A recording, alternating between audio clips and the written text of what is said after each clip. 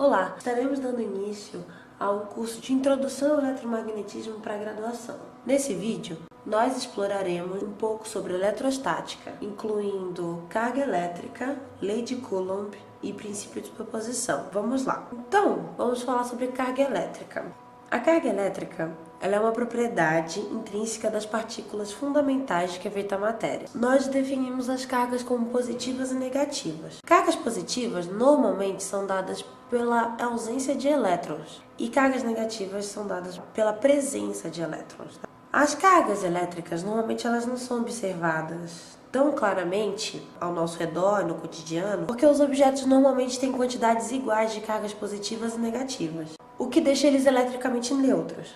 Para que você note a carga, você tem que causar um desbalanceamento elétrico no seu sistema. A carga elétrica ela é quantizada. Todas as cargas encontradas na natureza podem ser escritas na forma Q igual a NE, onde N é um número inteiro, positivo ou negativo, e o E é esse valor aqui, conhecido como carga elementar, que é dado por 1,602 vezes 10 a menos 19 Coulomb, onde Coulomb é a unidade de carga. Então, como eu havia falado, quando ocorre desbalanceamento na quantidade de carga de um corpo, dizemos que o corpo ele está eletricamente carregado.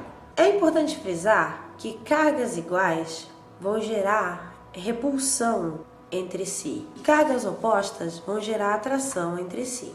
Vamos só observar uma coisa? Aqui nós temos duas cargas, Q1 e Q2, Q1 e Q2, com uma distância entre elas, R, aqui também. Perceba que existe uma força de repulsão entre as duas, já que elas têm cargas iguais. Se fossem duas cargas negativas, aconteceria a mesma coisa. Essa aqui é a força que a carga 1 sofre por 2 e aqui é a força que a carga 2 sofre pela 1. Para ilustrar isso, nós temos um caso cotidiano conhecido como processo de indução. Então, vamos supor que a gente tem uma barrinha aqui, que ela está carregada positivamente. E aí a gente vai ter uma esfera neutra. Então, nós vamos aproximar a barrinha da esfera. Quando nós fazemos isso, o que vai acontecer? Vai ocorrer um desbalanceamento das cargas aqui dentro. Então, quando você aproxima as cargas positivas aqui, você acaba atraindo os elétrons para cá, movimentando eles para cá e deixando um déficit de elétrons aqui que fica positivo. E isso vai gerar uma força de atração entre essa esfera e essa barra. Porém, a esfera ela não deixou de estar neutra. Ocorre uma força de repulsão desse lado aqui. Porém, pelas distâncias, você consegue perceber que, como essa aqui está mais perto do que essa, a força de atração vai ser maior que a força de repulsão. Isso vai ficar mais claro assim que a gente falar da lei de Coulomb. Nós vimos que partículas carregadas exercem força umas sobre as outras, tanto de atração como de repulsão, depende da carga. Essa força é denominada força eletrostática. E a lei que permite calcular essa força é a lei de Coulomb. Então, o experimento de Coulomb, para descobrir essa lei das cargas e da força entre as cargas, basicamente percebeu que os sinais das cargas eram importantes para a determinação da força. Vai saber se ela é de repulsão ou de atração. Os sinais eram importantes. A outra coisa que era importante era a distância de uma carga até a outra. Cargas de sinais iguais, elas vão se repelir, a gente já viu isso nesse vídeo. E elas vão se repelir com uma determinada força. Então, aqui vai ser a força que 1 sofre por 2 e a força que 2 sofre pela 1. Percebam que essa força tem módulo igual. O que isso significa? Significa que o valor dessa força é igual ao valor dessa. Além disso, foi percebido que, caso aproximasse as cargas, essa força aumentava inversamente ao quadrado da distância. Então, quando ele diminuía a distância entre as cargas, você tinha um aumento na força de repulsão. O mesmo acontecia com a atração. Agora eu vou colocar uma carga negativa aqui e uma carga positiva aqui. E o mesmo acontecia com a atração. Elas estavam na mesma linha e você vai ter uma força de atração. Deixa eu dar um nome aqui para as cargas. Essa aqui é Q1, essa aqui é 2, essa aqui é 1 e essa aqui é 2. Então você vai ter a força aqui 1 sofre de 2 e a força aqui, 2 sofre por 1. Então, o que a gente viu? Que para a lei de Coulomb é importante saber os sinais das cargas e saber a distância entre as cargas. A força eletrostática é definida como a força que a carga I sofre pela carga J, dada por K, QI, QJ, ou seja, ao valor das cargas, na direção de R versor, que é uma direção que une as cargas, no raio das cargas, sobre a distância entre elas ao quadrado.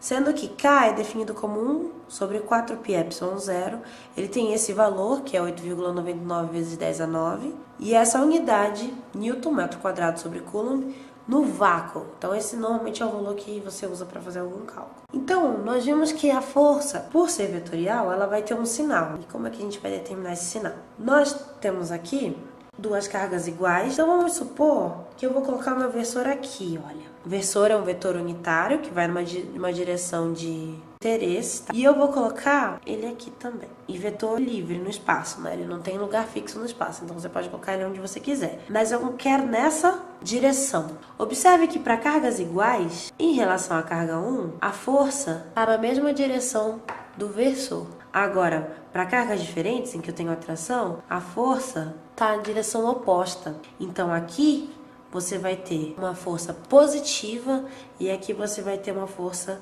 negativa. Isso quando você está tratando ele de forma vetorial. Agora, você pode querer calcular apenas o valor dessa força. E ele serve tanto para carga 1 quanto para carga 2, porque as forças são iguais. Você pode simplesmente colocar as cargas em módulo e calcular sobre a distância ao quadrado. E aí você vai ter o valor da força em módulo, que é só o valor dela mesmo. E, como eu já falei algumas vezes, as forças têm módulo igual, ou seja, o valor é igual, tem a mesma direção, porém os sentidos são sempre opostos, então uma é negativa a outra. Portanto, observem que aqui, olha, essa força está na minha direção do meu versor, então essa força aqui está no sentido negativo. Essa força aqui agora está no meu sentido do meu versor. Então, essa força aqui agora está no sentido negativo. Perceba, meu versor está apontando para o mesmo lugar. Então, ele é a minha referência de quando vai ficar negativo ou não. Agora que nós falamos disso, vamos falar um pouquinho de princípio de superposição das cargas. Bom, vamos imaginar agora um sistema que não tem só duas cargas, tem N cargas, tá? Várias cargas. O que vai acontecer? Nós temos aqui Q1, que é a minha carga de interesse, e em relação a ela eu tenho diversas outras cargas, Q2, Q3 até Qn. O que vai acontecer? Cada uma delas vai sofrer uma força, pode ser de atração ou repulsão. Nesse caso aqui, todas elas estão se repelindo, Q1 está repelindo todas elas, e cada uma delas exerce uma força.